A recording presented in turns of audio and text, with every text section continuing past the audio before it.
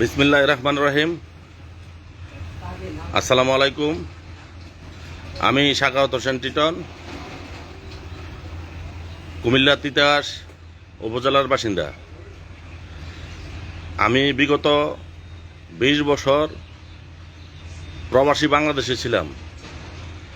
আজকে এই দিনে আমার দেশে আসা 5 মাস হয়ে গেল। আমি একজন প্রতিবাদী নাগরিক। আজকে বহির্বিশ্বে একটি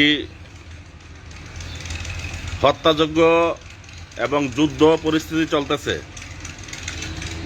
আমি প্রতিবাদী নাগরিক হিসাবে আমি আমার দেশের জনগণ এবং দেশের মানুষের কল্যাণের প্রতি শ্রদ্ধা রেখে এই প্রতিবাদটি করে যাচ্ছি। আমার এই প্রতিবাদের কাছে আমার এই প্রতিবাদকে যারা সমর্থন করেন, প্রত্যেকে আমার এই কথাগুলো, আমার এই বিষয়গুলো, আমার এই প্রস্তাবগুলো শেয়ার করে বাংলাদেশ বর্তমান সরকারের যারা দায়িত্বে আছেন, প্রবাসী কল্যাণ সংস্থার, প্রবাসী কল্যাণ মন্ত্রণালয়, প্রবাসী কল্যাণ সরকারের প্রত্যেকটা কর্মকর্তা এবং যারা দায়িত্বে আছেন তাদের কাছে যাতে পৌঁছে, সেই আশা করি আমি একজন সাবেক প্রবাসী মুক্তিযোদ্ধা হিসাবে। বর্তমানে মধ্যপ্রাচ্যে যুদ্ধ পরিস্থিতি চলতেছে। ইরান এবং ইসরায়েলের যুদ্ধে এখন আমেরিকা সহ ইরানের উপরে অ্যাটাক করতেছে, ইরানের উপরে যুদ্ধ চাপিয়ে দিয়েছে। সেই সুবাদে ইরানের সার্বভৌমত্বের রক্ষার্থে তাদের পদক্ষেপ তারা নিতেছে। মধ্যপ্রাচ্যে প্রতিটা দেশের মধ্যে আমেরিকার ঘাঁটি আছে, আমেরিকার সৈন্যদের ঘাঁটি আছে। আমি সেই সুবাদে আমার অভিজ্ঞতা থেকে বলতে চাই, মধ্যপ্রাচ্যে বাংলাদেশের ভিতরে সবচাইতে প্রবাসী বাংলাদেশি মধ্যপ্রাচ্যের মধ্যে অবস্থান করতেছে এবং বাংলাদেশের অর্থনৈতিক উন্নয়ন কর্মকাণ্ডে মধ্যপ্রাচ্যের প্রবাসী বাংলাদেশিরা সবচাইতে বেশি ভূমিকা রাখতেছে।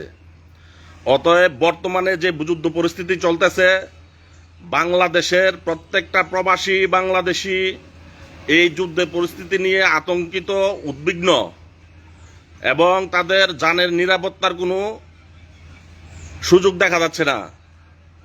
প্রতিটা বাংলাদেশের প্রবাসী বাংলাদেশি তারা এই যুদ্ধ পরিস্থিতি নিয়ে অত্যন্ত আতঙ্কিত। আমি বর্তমানে বাংলাদেশ থেকে এই প্রবাসী বাংলাদেশিদের পক্ষ হয়ে আমি এই প্রতিবাদটি তুলে ধরতেছি। আপনারা যারা ঊর্ধ্বতম কর্মকর্তা আছেন বাংলাদেশের ভিতরে, আপনারা প্রবাসী বাংলাদেশিদেরকে একটা আশ্বস্ত করেন। আপনারা প্রবাসী বাংলাদেশিদেরকে নিয়ে যাতে তারা এই যুদ্ধ পরিস্থিতি নিয়ে ভয়ভীতি থেকে বিরত থাকে বা তাদের সাহস যোগাতে যতটুকু প্রচেষ্টা, যতটুকু কর্মকাণ্ড আপনারা এই প্রবাসী বাংলাদেশিদেরকে একটু আশ্বস্ত করেন। বর্তমানে মধ্যপ্রাচ্যের মধ্যে ইরান ইসরায়েলের যে যুদ্ধ, এই যুদ্ধতে অংশগ্রহণ করেছে ইসরায়েলের পক্ষে আমেরিকা।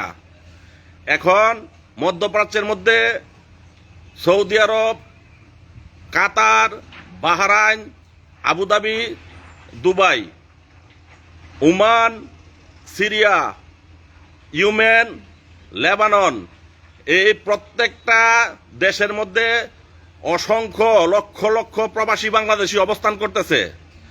আপনারা এই প্রবাসী বাংলাদেশিদেরকে মনোবল শক্তিশালী করার জন্য তাদেরকে একটি সুপরামর্শ দেন। আমি বেশি কিছু আর বলতে চাই না। আমার পক্ষ থেকে এতটুকুই আমার পরামর্শ এবং প্রস্তাব করে গেলাম। সবাইকে অসংখ্য ধন্যবাদ।